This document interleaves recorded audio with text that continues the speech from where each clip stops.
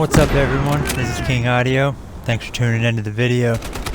Today we're going to be talking about the Xbox One Elite controller, Microsoft's very own custom gaming controller, which was released earlier this month.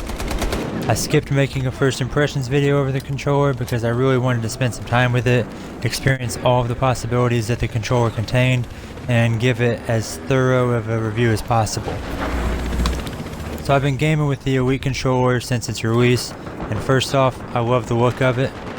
That silver and black color scheme, the blacked out ABXY buttons, and flat black casing all come together nicely and create a very stealthy feel. It's simplistic yet modern. It's a bit like one of those brand new refrigerators from Samsung with the black doors and polished stainless all over. It's very contemporary, and now it's on your brand new controller. The thumbsticks are smooth and fluid, and swapping them out takes mere seconds. The Elite controller comes with 3 different sets of magnetic thumbsticks. These include the thumbsticks on the original Xbox One controller, domed thumbsticks like those on the PlayStation controller, and extended thumbsticks, which are about twice as tall as the originals. When swapping out the sticks, you are not restricted to one set at a time. You could use one domed on the left stick and one extended on the right, like I do when sniping, as it allows for greater precision when aiming. You could use one domed and one regular, or one regular and one extended, in whatever layout you want. A key concept of the Elite controller is total customization. The controller is yours, make it yours. Also on the front face of the controller is the new Directional Pad, which can also be swapped out in an instant. The new faceted D-pad option is comfortable, easy to use, and doesn't get in the way of the rest of the controller. If it's not your taste, you can snap it right off, throw on the original style D-pad, and get back in the game before your spawn timer runs out. The regular D-pad is stiff, which is nice, and also looks pretty damn cool on the controller. Again, the customization is purely preference, and each person has their own style. Onto the back side of the controller now. The Xbox One Elite controller comes equipped with special triggers, which include a switch to activate the new trigger locks, reducing trigger pull by about half.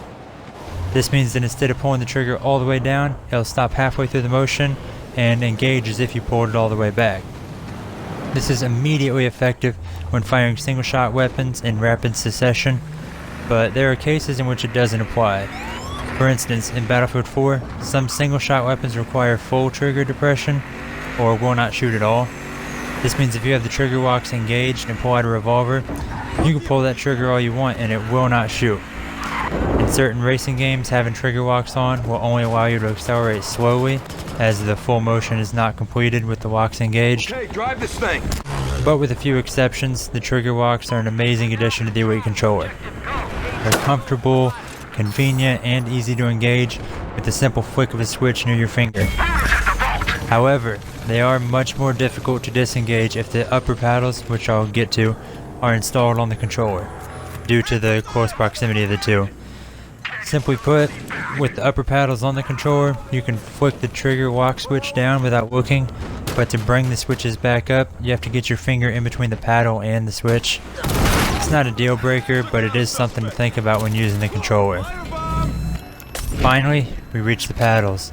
The most obvious and innovative change to the controller, followed closely behind by the faceted directional pad. The paddles are well made, each a solid metal piece that is strong and dependable. When using the Elite controller with the paddles installed, there is a different feel at first, but it is easy to get used to. They are magnetized like the thumbsticks and the D-pad, making installation and removal easy, and also feature a hook on the end of the paddle, locking the paddle into place when installed. However, because of the design, the flick of a single finger will remove the paddle, keep you in game without any interruption. The paddles can be programmed to any button on the controller, including the ABXY buttons, the triggers, the bumpers, and even pushing the thumbsticks. This allows for endless customization and personalization, creating a controller that is perfect for you. In addition, the user can install anywhere from 1 to 4 paddles at the same time in any configuration, so if you would rather have both the bottom paddles on the right side, you can do so. While the upper paddles are very small and the lower paddles are much longer and prominent, The hook design is identical on all 4 paddles, meaning they can be installed and swapped in any way you desire. Lastly, we have the built-in mic jack, which is excellent for cutting out the extra weight of an adapter to use special headsets, but you also lose the audio controls that were included with the adapter. Still, it is convenient, and the original adapter can still be used if you really wanted the controls that bad. Overall, the Xbox One Elite controller is great and gives most games a brand new feel.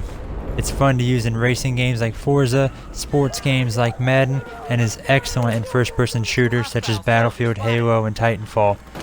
If you enjoy gaming to the point where you feel you're getting pretty serious and skilled, the Xbox One controller is a great option. At $150, it is pricey, but I feel that if you really want it and it grows on you like it did me, it's not too bad of an investment, and I'm rather happy to own one.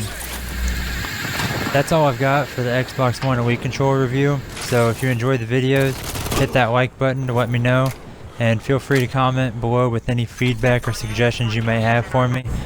I'm here many times a week, so be sure to check out some of the other videos on my channel as well, and subscribe to stay up to date and also show your support. Thanks again for watching, and I'll see you in the next one.